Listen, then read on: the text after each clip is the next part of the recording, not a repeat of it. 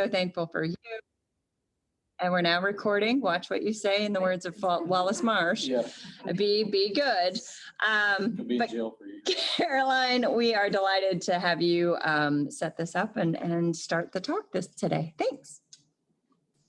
Thanks, Mother Abby. Yeah, I'm Caroline Allen, and I'm the youth director here.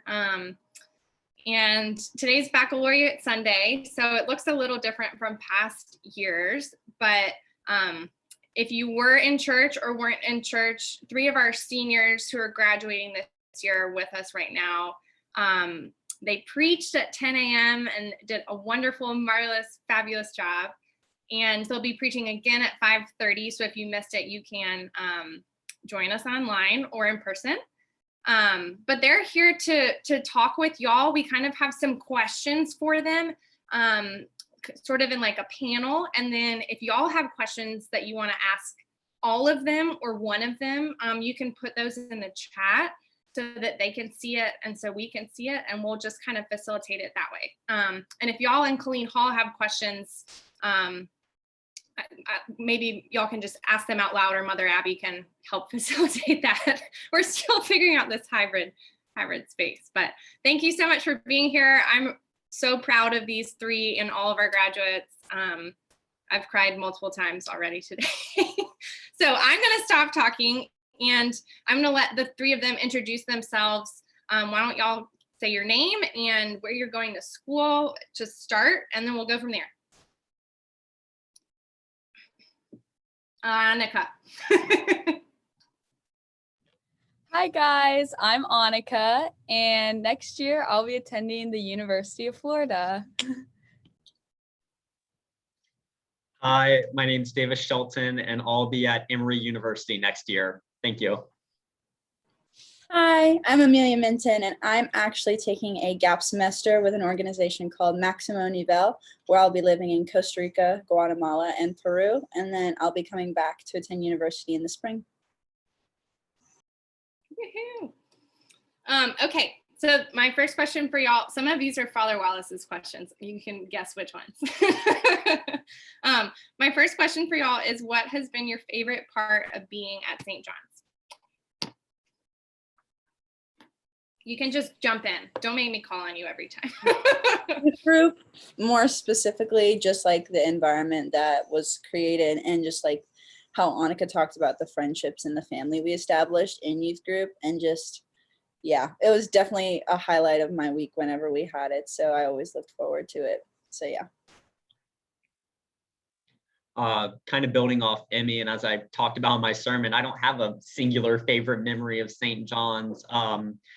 I really just enjoy our sense of community. I really enjoyed our drive to get out in the community and volunteer and spread God's word and do the thing we were meant to do. So that's my favorite part of St. John's.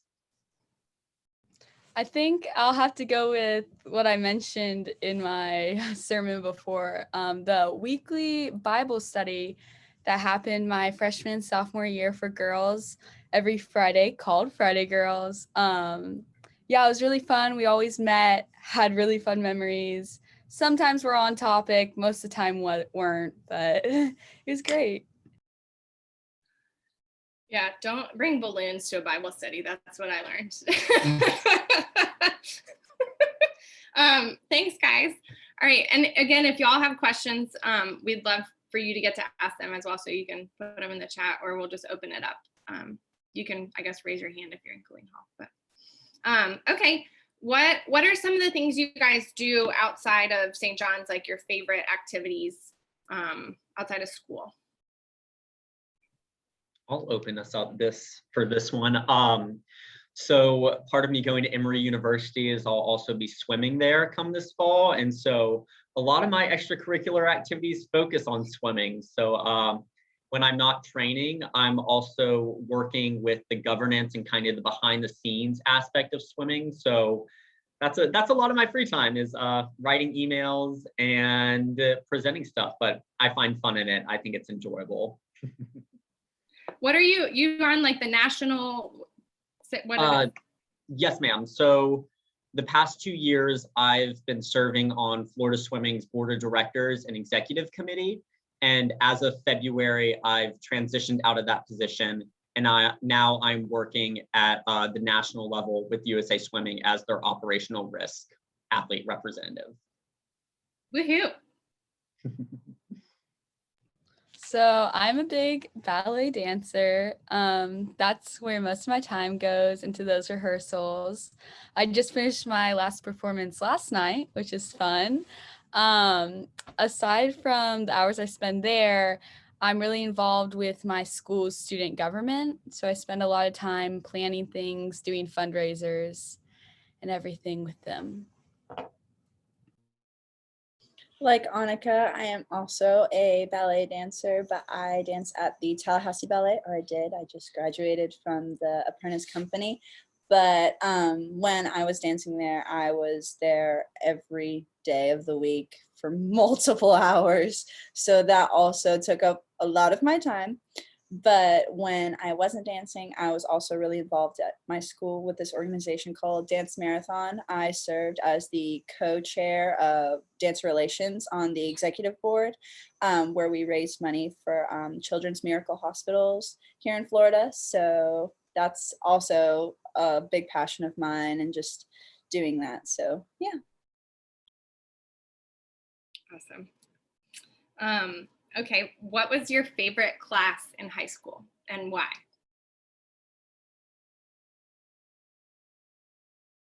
Okay, this one's an easy one for me. It either has to be a toss-up between my AP Lit class or my AP Art History class, just because those are like my two passions combined. I love reading and I love art. I have such a fascination for it, and my teachers in both of those classes were just absolutely amazing, like some of the best teachers I've ever had. So they were so passionate about the subject, so it made me passionate about it, and I always look forward to it just because it was an AP style class that was really like, it felt like it was in a college classroom, because everything was basically discussion based. You came in with your own ideas and then you talked about them with everyone else. So it was not like doing busy work like a worksheet or something, like you were actually having insight and talking. So I loved that. Oh, as you're about to find out, I can't pick a favorite of anything. So probably my favorite class would either be AP Lang, AP World History, or AP Research, all for different reasons. AP Lang taught me how to write, and I actually TA'd for that teacher this year, and so it was like retaking the class. I joked with her. AP World History, I'm a huge history nut. I don't like to focus on one niche thing. I like to take it all in at one time. So having that class and going over the world's history was really fun for me. And then AP Research, that it was just the friends there. It was fun to be there for about 9-ish months, just working on my research topic and being around all my friends. Annika and Emmy can both attest to that. We were all in 4th period with Miss Crook. So yeah, different reasons. I can't pick a favorite, but those are my classes. So my favorite class, if you ask any Leon senior, is a little controversial. Most people really don't like it, but I really enjoyed AP Econ this year.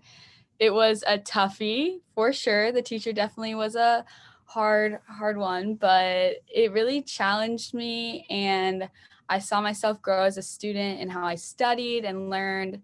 My dad's also an economist, so I guess I could say it runs in the family. But it was a really interesting class, and I liked learning all those new things. I feel like I now know how our economy works. Well, that's a good thing to know. You're a step ahead of me. Thanks, guys. Okay.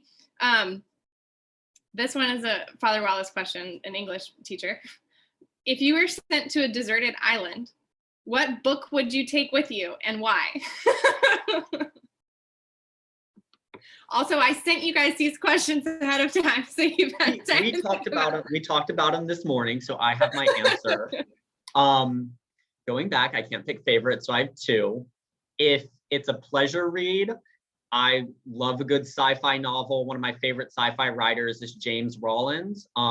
So my personal book would be Amazonia for just entertainment by James Rollins. It's kind of this sci-fi, explore the Amazon type book. I think I've read it 5 times now, but I love it. It's an amazing book. For inspiration, remind me who I am. This was actually a Christmas gift from my mother this previous year, kind of her get ready to be an adult book. But The Alchemist, I really love it. I read through it the first time within these last 2 weeks as I get ready to graduate, and I promised myself I'd reread it again when I get settled in my dorm, just remind myself of the path I'm about to go on, looking for those omens if you've read the book. So those are my 2 books, The Alchemist and Amazonia. Good job, Mom.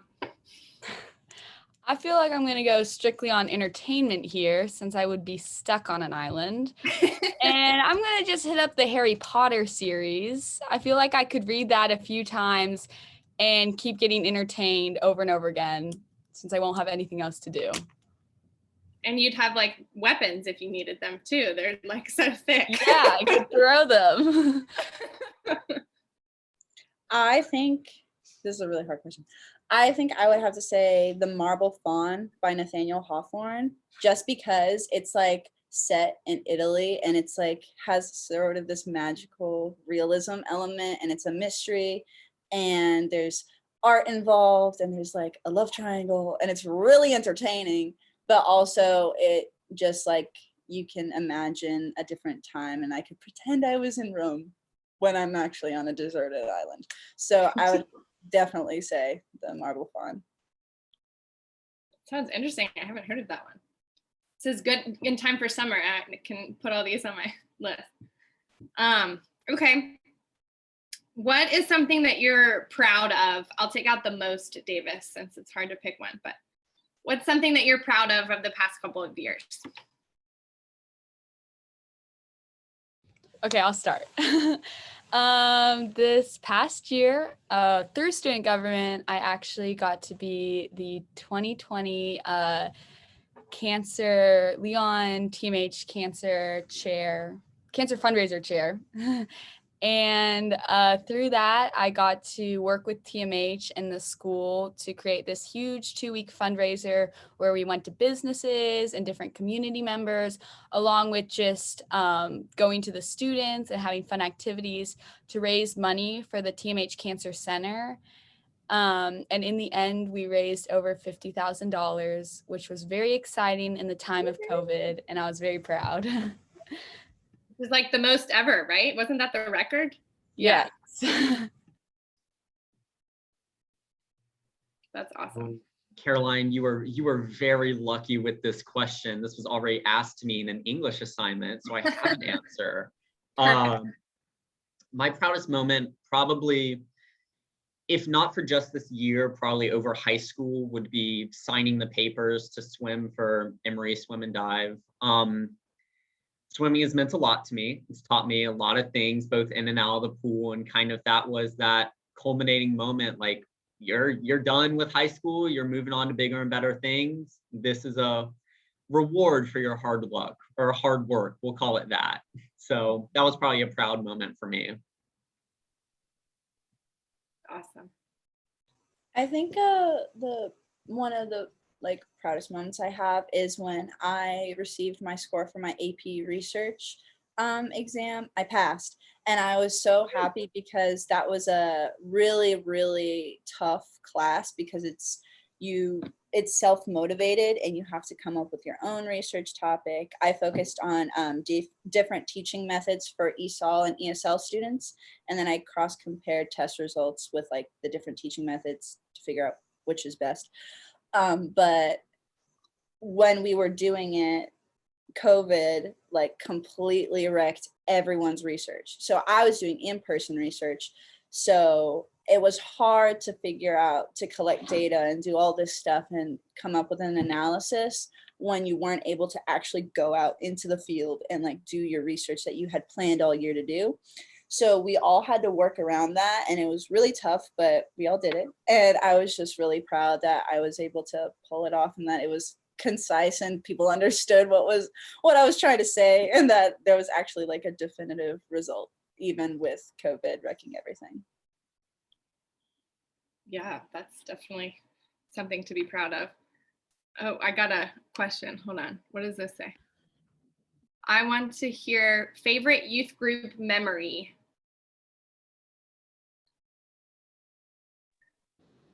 I'll go ahead and say mine because I Lesson know. you learned. Oh, Poor 1 life second. lesson that you learned at St. John's. Oh, Do you I was want going us to to do make them them? do both.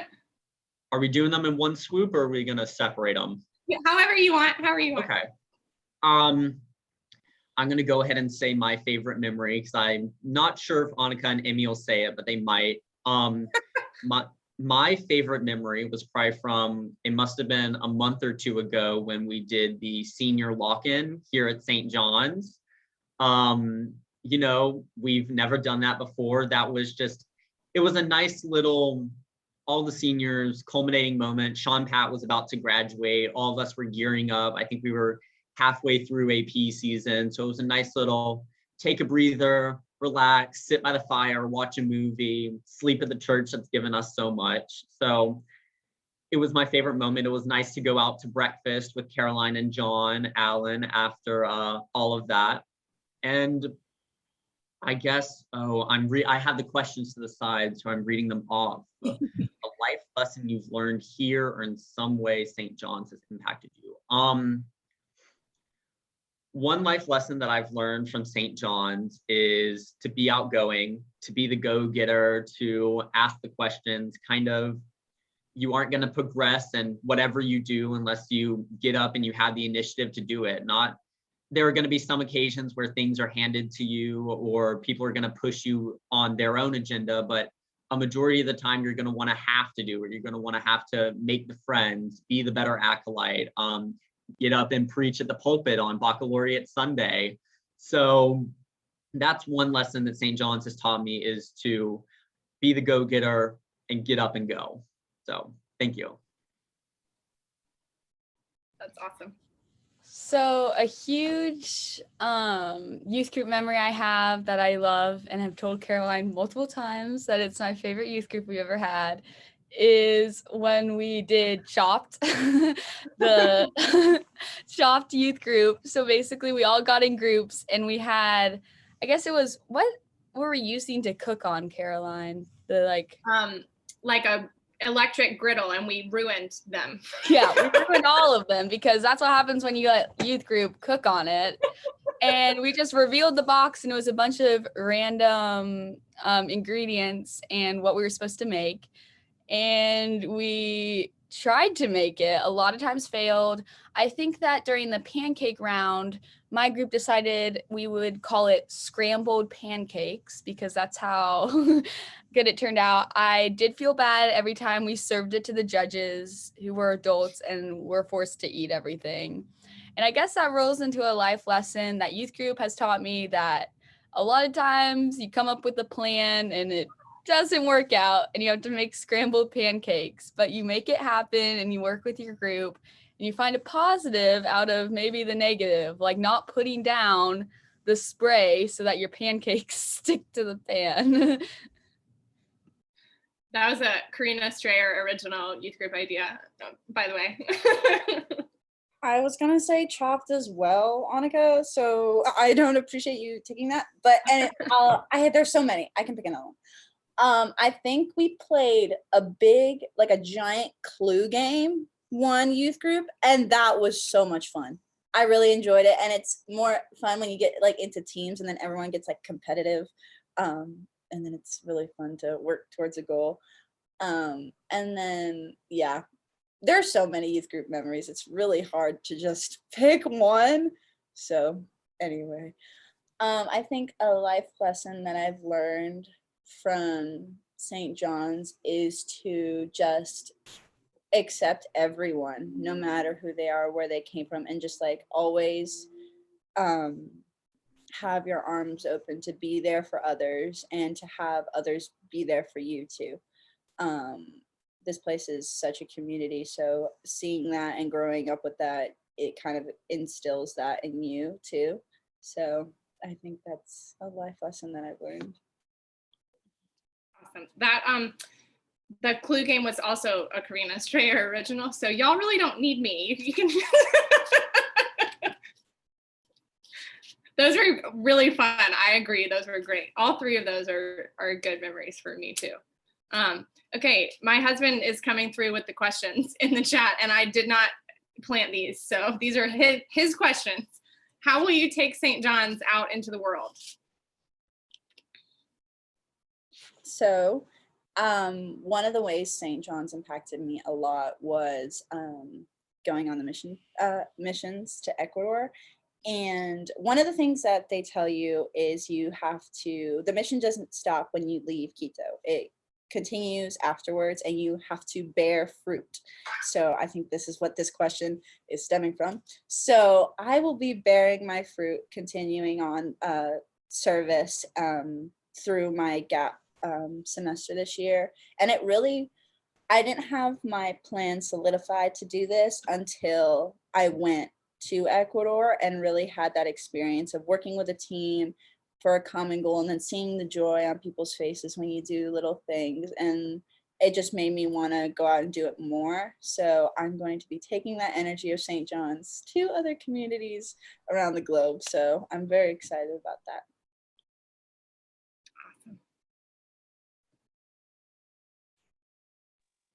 It's away, Annika.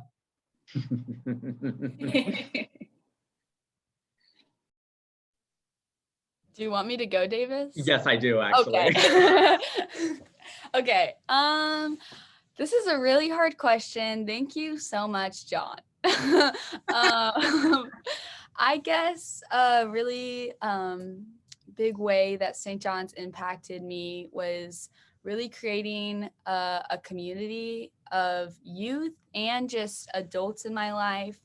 And I think that I really hope, and a goal of mine going into college, is be able to mimic how St. John's does this in my new community of Gainesville, being able to create a close-knit relationships stemming from God and just everything that St. John's has taught me, being able to recreate that. I think St. John's has done an amazing job just teaching the youth to grow closer and build these strong relationships.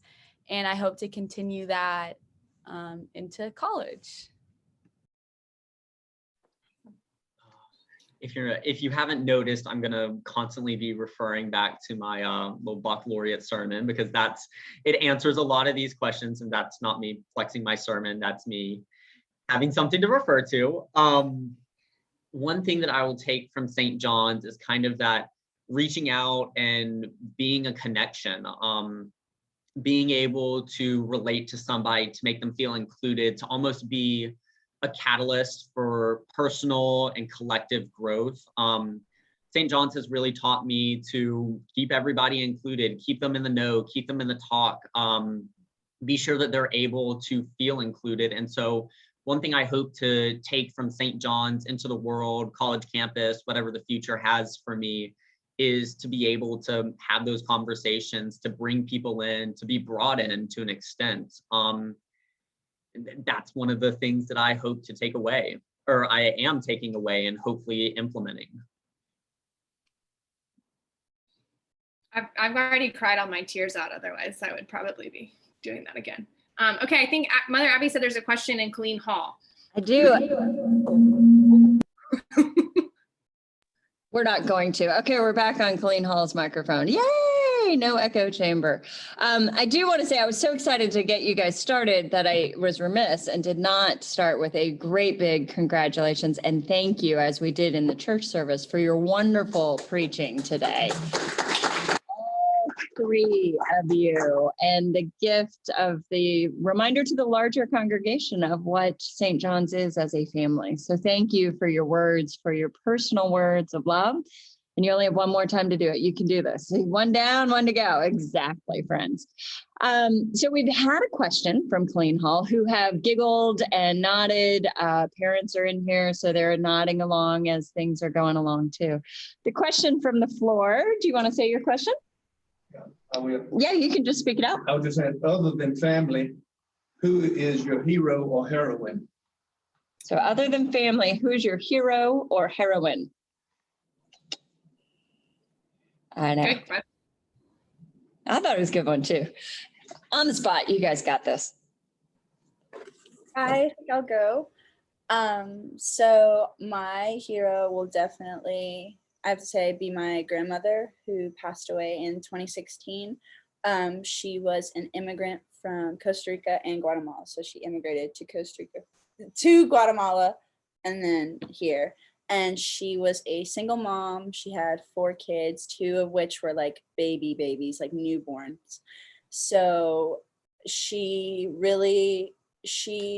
worked so hard to provide for her family. And that was something that I saw even when she was really sick. And when she was, even when she wasn't really sick, she always put her family first. And I just remember when I was young, if there was somebody in her neighborhood who was like alone for dinner, she would invite them over and just have a place. She always had a place setting at the table for someone else. And usually it was someone I had no idea who they were, or they would be her friend who came up from Guatemala or wherever. But she was always this person who just exuded so much joy and light into the world, no matter what she was going through. No one could ever tell what she was going through. She was just such a strong woman in person. And growing up, I always looked up to her and I was like, I'm going to be like that. Like, I'm going to take that light that she has and then give that to other people, because I want other people to feel loved like how she made me feel loved. So yeah, she's definitely my number one hero. That's my answer every single time. Yeah.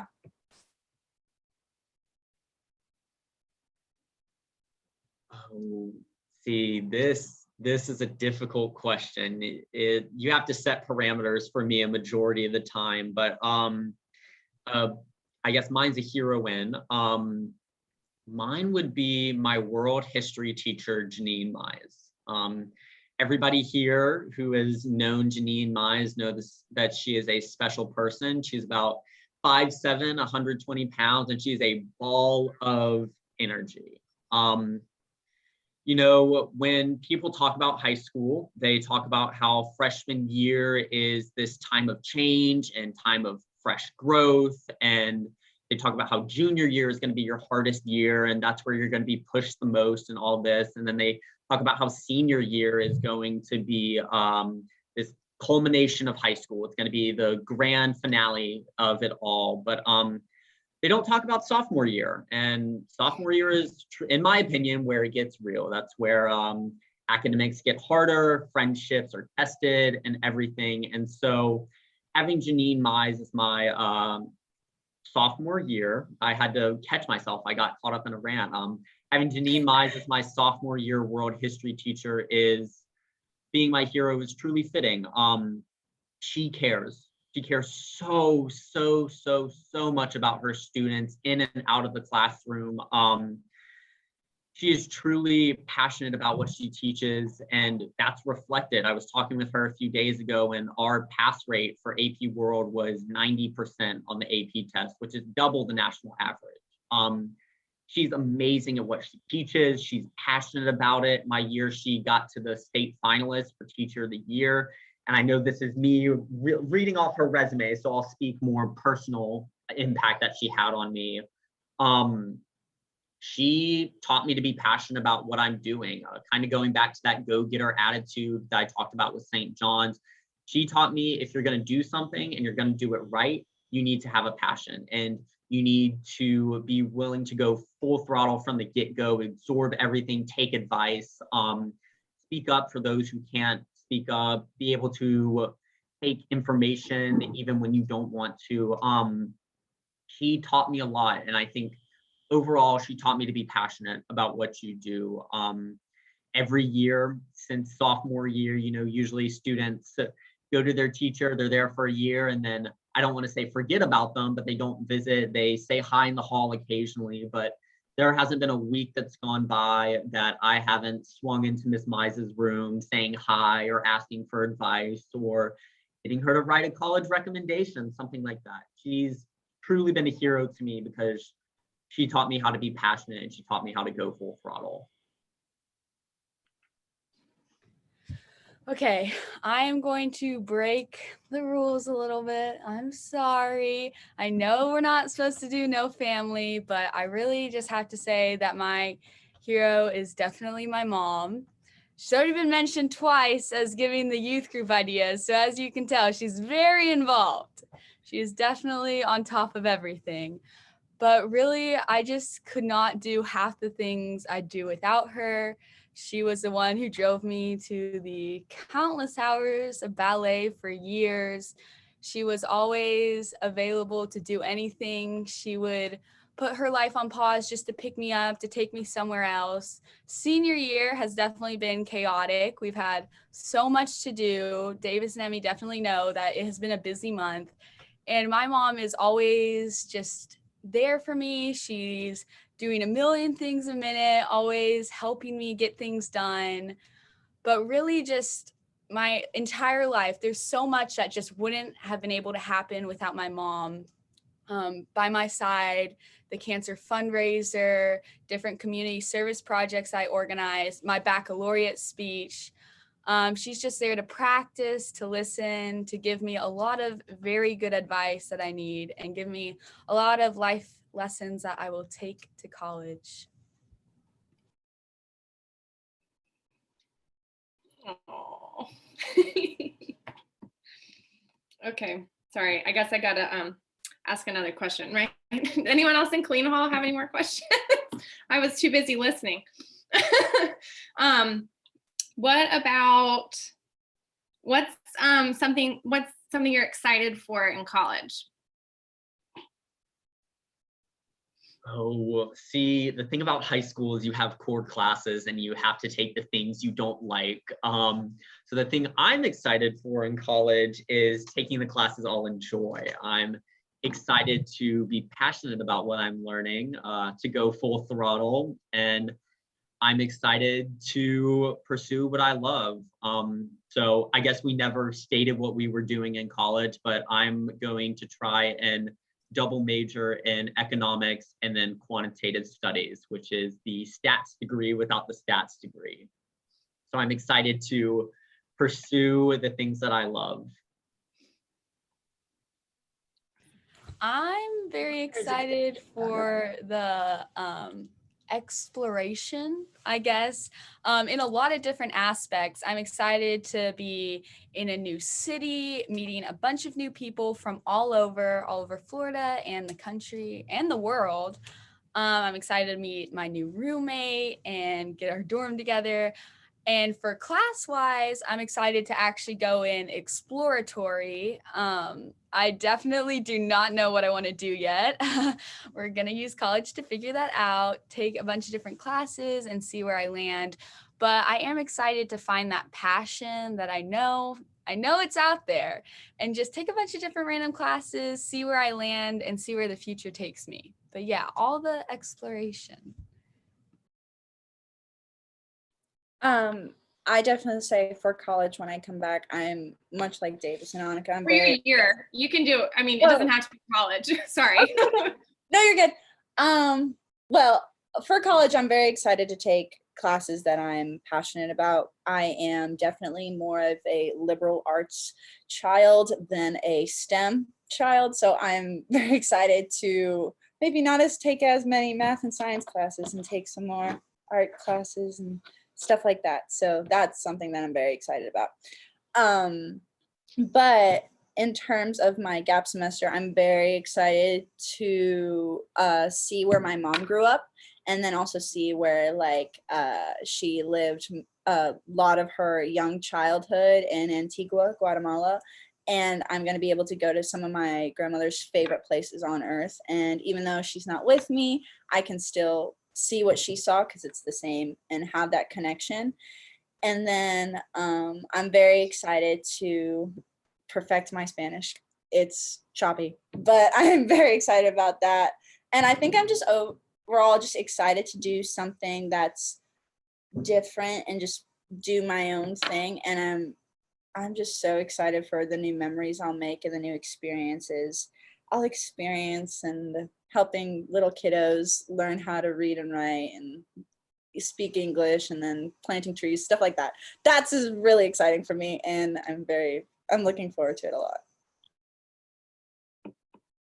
I can't wait to see what all y'all do in college and beyond. Well, I think we're about out of time. Any last minute thoughts or questions you guys want to share with everybody listening? Seniors? Thank you so much, everyone who came and listened to our sermons. I know Emmy and Davis were really excited to get this opportunity to speak to the congregation. And it just felt so great after a year of COVID and a lot of things being very different in our senior year to like look out and see this full church and know that people were at home watching virtually. So it was a really special moment. So thank you for making that moment happen. I also want to say thank you just to the congregation as a whole. I might not know you personally, but you're a part of this St. John's family, and just knowing I have that support and always have people who here who are loving and accepting. It's a good safety to have, and I'm not as scared as I think I would be if I didn't have a community like St. John's supporting me and backing me up. So thank you, all of you, for all of your support throughout the years. And I'm going to bounce off what Annika and Emmy said. Just for a little context, none of us read our sermons or homilies beforehand. And if you can't tell, we all talked about the St. John's family, coincidentally. So I feel like that's a big thank you I have. I want to say thank you for watching all of us grow up, for being there as guiding and advising forces in our lives. I want to say thank you for all the lessons you've taught us, all the discussions and after church chats and the acolyte tutoring and the youth groups and the volunteering, all of it. I want to say thank you for making me the person that I am today. And I feel like I can speak pridefully for Annika and Emmy when I say that. Thank you. Thank you for making us who we are. Thank you for pushing us to go full throttle, for pushing us to be passionate, for pushing us to be inclusive and giving it our all. Thank you. And I have to add in, thank you, Caroline Allen, for being the best youth director ever and giving us like the best, I don't know how many years, and always being there for us. I love you. We love you. Well, I love y'all too. And thank you guys so much for sharing. I learned a lot during that conversation too. So that was really fun. I can't wait. We're going to keep celebrating our seniors all day. So if you want to hear their sermons again, you can tune in at 5:30. Thank you guys. I'm going to echo them. You know, it takes a whole church village to pour into their lives, and St. John's is wonderfully gifted in that. So thank you for hearing them and loving them and giving them the chance to share their lives with you this morning and just in general. So that's all I got. Mother Abby, you got anything else for? Thank you all for being here today. Again, seniors, you did a great job. You represented the other 21 really well, and we look forward to seeing you all this evening. Caroline, I echo the gift of your leadership over the past 5.5 years. It shows your heart and soul and faith in how you have led, in what we heard in those sermons, but also in each person's joy as they see you because of that connection. All of you are going forward with God's blessing, that light of Christ in each of you that shines so brightly. I am so thankful for the moments of our paths crossing here. And remember, our paths are ongoing. Oh, the places we will go, says Dr. Seuss. And how often those paths will intersperse, especially in the world we live in, virtually and digitally, the opportunity to continue to serve the Lord together where God calls us. So thank you all. Thank you all. See you seniors later this evening. And thank you guys all here for being here. All right, Claire. That was wonderful.